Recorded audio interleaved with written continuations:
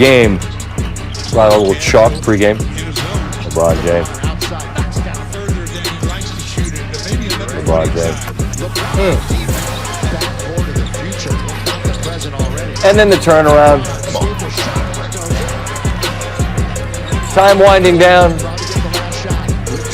3 more. 17 points, 4 of 5 from 3 in the first. His second most in the first quarter with the Lakers. A minute later. Down low. LeBron feeding Montrez. Big dunk down low. LeBron. Is that a sky hook? LeBron passed Oscar Robinson's second longest streak of 15, 5, and 5 to start the season. Love the sweeping hook. Nah. LeBron. Oh, certain considerations are afforded a superstar player. 9 and 10 at the half. They're up 7. Out in transition. It's a 4-point lead. Cleveland's hanging around. Colin Sexton, no sir. Do not bring the Kool-Aid to a gin party. Oh, did they call goaltending? They did. It was reviewed. No tending. Wow. From the logo. All 3 of these. Season high 36, not done. Again! Preposterous 41. Do it again! And his bag. Do it again! All right, not for 3. Just fade away. Come on. This is nonsense. 46 on 19 of 26 from the floor, 8 rebounds, 6 assists, and the Lakers are 10-0 on the road. This is what 19 of 26 looks like. Not sharp. Whole lot of green circles and a whole bunch of threes, man. 240th game of his career when he attempted at least 25 shots. His 73% mark tied for the best in any of them. He also did that. If you don't mind, first off, what went into tonight? The most points you ever scored against the Cavs. You got to see your mom. You told Trudell after the game. You were watching Tom Brady's performance on Sunday. Was there any extra motivation coming into this one and it manifested itself on the court? Home cooking, you get an opportunity to see your mom and get a home cooked meal. Saw my uncle. Just felt good to be back in my, in my haven, my rest haven, and that's being home. So, and also, obviously, you get inspired watching the greats play and, seeing Brady, see the things that he did with that team.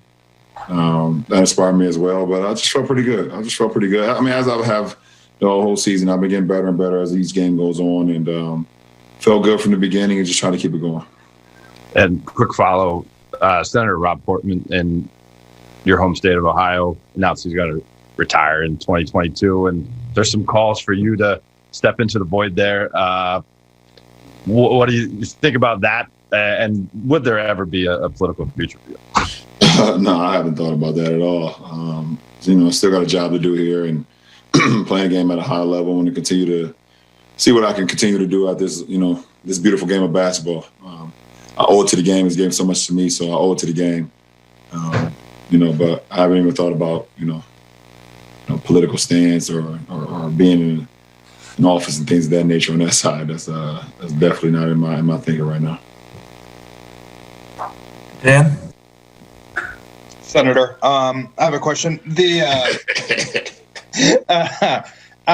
How fulfilling is it to come back to Cleveland and obviously play the game you had, but to do it, by showcasing the evolution of your game, right? The 3-point shooting is something that when you first entered the league, you didn't have to this level. What does that say kind of just about how a player's game is always evolving and continuing to change and get better? I just never put a ceiling on my potential. I've always, wanted to continue to get better and better and better to a point where I also now can dictate what the defense to do, and the defense can't dictate what I'm supposed to do. And when you're younger, you're learning, and your game is not where it can be or should be, and that's okay because, if you put the work in, you put the time. It takes a long time if you want it. If you want to be great, like if you want to be, great at what you do, then it takes time, and I understood that, and it takes adversity after adversity after adversity, and I saw a clip, which was great yesterday. From my good friend Travis Kelce, when Nicole Hardman fumbled that punt return, he went to him on the bench and said, after the next possession, he got the end around for 51 yards, and then they went to him on the quick screen pass for a touchdown.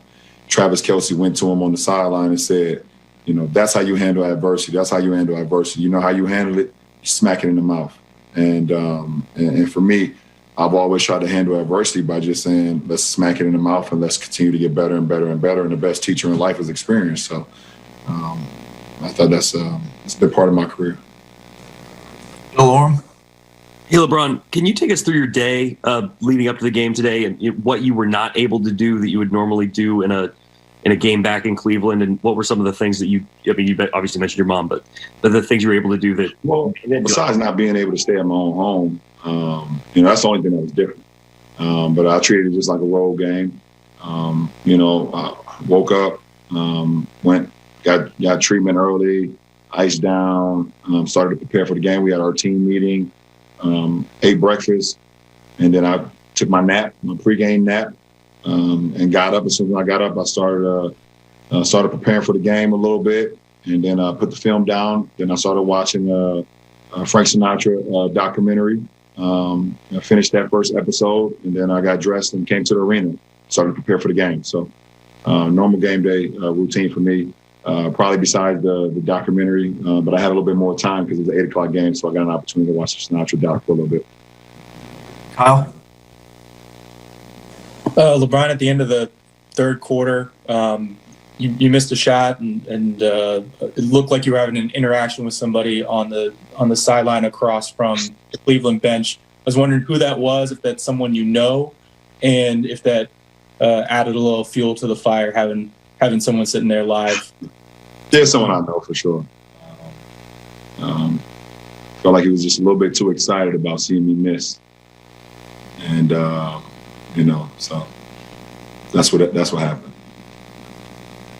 Anything else on that, or he knows who he is, or? Yeah, I know who he is. He's part of the front office group. But he was really excited about me missing, that shot a little bit more extra than I would have liked. But he got a root for his team, obviously, and he was, he showcased that. So, I knew I had another quarter. And the fourth quarter is my favorite. Jason Lloyd? Wow, so many ways to go after that one. But this has happened twice now where you leave and they have to put the wheels back on the organization and they rebuild this thing over a couple of years. Do you pay closer attention to them than you do any of the other teams just because it's hometown? Or are they just 1-29 aside on the nights when you're not playing them? Do you watch them at all during the season? Yeah, I still watch them because I still got a couple of teammates on the team, and then like a little brother of mine is on the team as well, and Darius Garland. Obviously, Kev is still here. Jetty is one of my. Obviously, you guys know my relationship with Jetty. I love that kid so much. I got an opportunity to play with Larry Jr. as well. And then the staff. Besides, I didn't play for Coach JB, but a lot of their staff members are still over there. As well that I spent a lot of years with, and probably I call him the greatest equipment guy in the world. Mark Cashman, aka Cobra, he's phenomenal. Love that guy.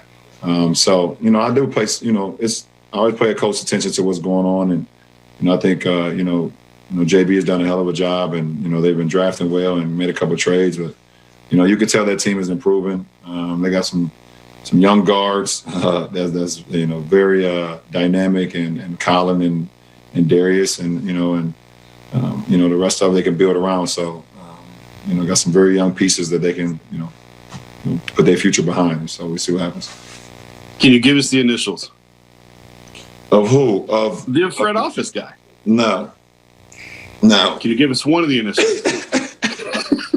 I ain't gonna oust him like that. I had to try. The good thing for him, I only come here once, so it's all good. Once a year. Thanks. Let's go to Marla Ridenour.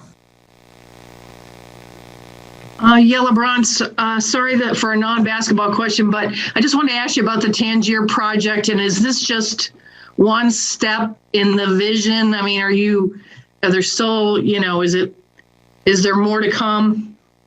Well, I mean, obviously this is a huge project for us. And us taking this building over, such a prestige building, such a monumental building in our hometown of Akron, Ohio. First of all, we even thank everyone that's been a part of this of allowing us to take that over and do what we want to do to it. But it's just about continuing to change lives and empower families and empower kids and give them a support system that they once believed that wasn't there. So for us to be able to take over this building and we're going to outfit it with so many different avenues for us to continue to build our families, continue to build our legacy. Through our kids and through our families. And this is just another step in the right direction. And there will be more to come, but, we want to make sure we get this right as we've done some things, that we have right now. We want to continue to build off of this and then go from there. Did it hurt a little bit that you couldn't stop by there? Big time. Absolutely. I miss my kids. Last two, Chris Fedor. Hey, LeBron, good to see you again. Obviously, you've done the homecoming, the return thing, but when you come back to Cleveland at this point in your career, do you still get those added emotions because of everything that goes into it? Oh, absolutely. I mean, I've been in the league 18 years, and I spent 11 years out of that here. 7 and then 4. And to know what happened before I got here in 2003, to see the franchise and to see the type of conditions it was in, for us to just build and build and build and build and build all the way to 2016 till we was able to deliver a championship to this city, to this franchise. And it's something I will always, remember. It's a lot of things that you're going to forget throughout your life. Because of old age or, the moment wasn't as great or, you've had so many other great moments. But the moment that I spent here and the championship that we had in 16 and, me being drafted here, those are just moments I will never forget. So I would be unhuman, even though you guys probably think I am unhuman the way I play the game. But emotionally, it's still there always. And then was there something that said front office member said to you that really struck a nerve?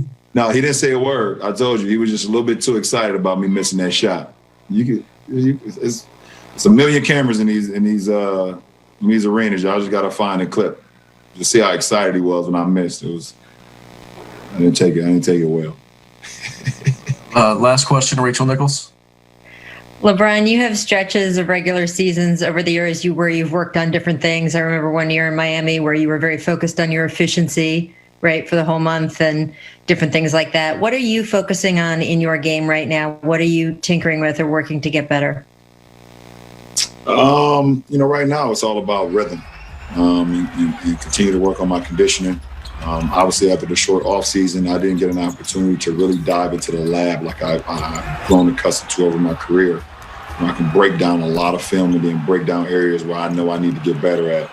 I didn't have much time, obviously, because of the quick restart. I didn't have much time to do that. So, working myself back into to rhythm, working myself back into, the best condition I can be in for the long haul is what I'm really thinking about right now. And also just keeping my mind sharp. It's very challenging, when you do what we did in the bubble and then, come right back to it, 61 or 71 days later, 71 days, I think it was something like that. It was just, you didn't even get an opportunity to kind of like let your mind I couldn't even just like relax or just let my mind just go elsewhere. In the back of my mind, once they set that date for December 1st, my mind was already had to think about basketball. So, just keeping my mind sharp. That's the most important. That's the most important right now. getting some great sleep, fueling my body with the right nutrition and things of that nature, and then just keeping my mind sharp. What are some things you can do for that to keep your mind sharp in the way that you're talking about? I can't tell all my secrets. And here we are today in 2020 talking about LeBron James about to win his 4th NBA championship with the Los Angeles Lakers. Pressure is the word today, and no other player has had or overachieved like LeBron James did over his NBA career. Go ahead, Max. You tripping.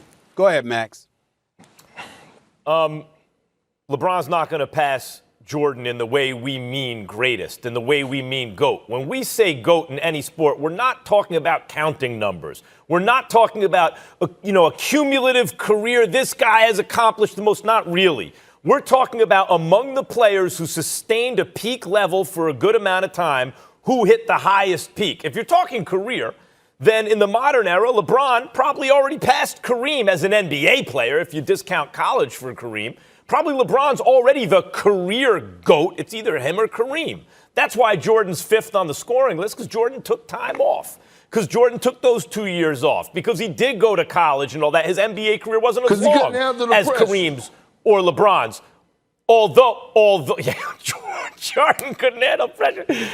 Although Jordan played and when he was 40 and averaged 20 points a game when he was 40 years old. But we're talking about peak. And guys, there's any way you want to slice it, Jordan got this. In terms of statistics, in terms of anecdotal stuff, in terms of the impression he left, Jordan left an impression on his contemporary audiences unlike anyone in any sport ever. That's why he's the #1 athlete, either him or Muhammad Ali, who ever lived on the planet Earth. That's the kind of impression he left when your eyes were on him. In terms of the statistics, he's the all-time scoring leader per game, including Wilt Chamberlain and everyone. PER, guys, is a fancy way of saying they take all the stats you like, points, rebounds, assists, steals, offensive, defensive rebounds, everything you want, and they put it in a weighted average because some things are worth more than others. Guess who the career PER leader is? Michael Jordan. That includes that when he fell off when he was 40 years old with the Wizards and averaged 20 points a game. He's the scoring leader all time per season and the PER leader, meaning offensively, not only was he more prolific than LeBron, he was more efficient doing it. Now, defensively, Stephen A. said it, 9-time all-first-team defense and a defensive player of the year, so he's better defensively. There's only offense and defense, guys. There's nothing else. Jordan was better at both at his peak than LeBron. Oh, there is other stuff. It's how you lead and all the stuff and the pressure you talk about and all that stuff, Perk. Okay. Michael Jordan, the first time he played with a single other All-Star, took the defending champion Pistons 7 games, lost because Pippen had a migraine, played 40 minutes, scored 2 points. So in other words, Jordan didn't have an All-Star. The next year, Pippen was in his prime. So now Jordan had a crew. He went 6-4-6 in the finals. No one ever even took him 7 games. So what do you want? You want offense, you want defense, you want stats, you want the impression he left on contemporary audiences, you want championships, you want playing under pressure. What do you want? Jordan's the greatest who ever did it. LeBron, unless he gets better than he already is, that ship has sailed. First of all, a couple of things. Number one, at the age of 38, 39, after a 3-year hiatus, Jordan averaged over 20. But we ain't going to bring up his career with the Washington Wizards because that's really irrelevant. It's really about the first 13 years of his career as a Chicago Bull. Kendrick Perkins, I understand you came into the league in 2003. I'm not talking about individual players being soft. I'm talking about the league and the rules that were implemented that made the game soft. I would never sit up there and call any player soft or anything like that. I wouldn't call you nor anybody else. Y'all are on an elite level. Y'all are the best players in the world. I would never disrespect players like that. I'm talking about the game itself, the way it was called, the way dudes were restricted. It doesn't even compare to what existed in the 90s and the 80s. Don't even get me started with that. Oh, by the way, in the midst of all of that, Kendrick Perkins, instance, LeBron James played all 82 games in his career at 6'9", 260 in a softest putty league compared to previous generations. He played 82 games one time. Jordan played it 5 times, all 82 games in his 13-year career with the Chicago Bulls. I didn't bring up, additionally after that with the Wizards, the 5 times he played all 82 games. One time he played 81 games. Another time he played 80 games. That stuff matters. He's averaged more career points. The shooting percentage is about the same. He was an elite defender. And here's the biggest thing. LeBron is universally respected. Jordan was universally feared. He scared the living hell out of people. And who did he beat along the way? Beat Magic the first go-round. You know how you feel about Magic, KP. He beat Magic the first go-round. Beat Drexler the second go-round. Beat Barkley the third go-round. Beat Gary Payton and Karl Malone. I'm sorry, Gary Payton and Sean Kemp before he became Sean Clump. Beat Stockton and Malone twice. And oh, by the way, prevented Reggie Miller and Patrick Ewing and those boys from winning championships. Remember the Cleveland Cavaliers from years ago when they had Craig Elo, Mark Price, Larry Nance, Matt Doherty, and those boys. Shut them down. Don't forget this Shaq brother and has Penny, ruined. Stephen A. Magic Johnson has. Michael Jordan has ruined dudes' chances to even get to the finals, for crying out loud. That's how great Michael Jordan was. Shaq Don't and even get Penny, me started. 60-win team. Swept them. I mean, but y'all sitting up here acting like LeBron James didn't have to go through Hall of Famers to win championships. He had to go through while he was with Boston Wade? He had to go through Kevin Garnett. He had to go through guys to win, a lot of players to win NBA championships. I got you now. I got you now. I got you. He had to go through a Russell Westbrook and Kevin Durant. You just lied. And back then, the league wasn't soft. In 03, from 03 to 2010, the league wasn't soft, Stephen A. The league was still physical. Time out. Your team, Doc Rivers, your coach, said, quote, my starting 5, Ray Allen, Paul Pierce, Rondo, Kendrick Perkins, KG, we don't lose when we're healthy. That's number 1. And obviously y'all were compromised. That's number 1. Number 2, Kevin Durant and Russell Westbrook were puppies. That's part of puppies it. when he took them out. And that's after he joined D-Wade and Bosh. When he went against Dirk Nowitzki and Jason Terry and Jason Kidd, what happened? Come on now, Kendrick Perkins. Wait, ding. Hang in. I got to get in. 20% luck to win the championship. Oh, please. Thanks for watching ESPN on YouTube. For live streaming, sports, and premium content, subscribe to ESPN+.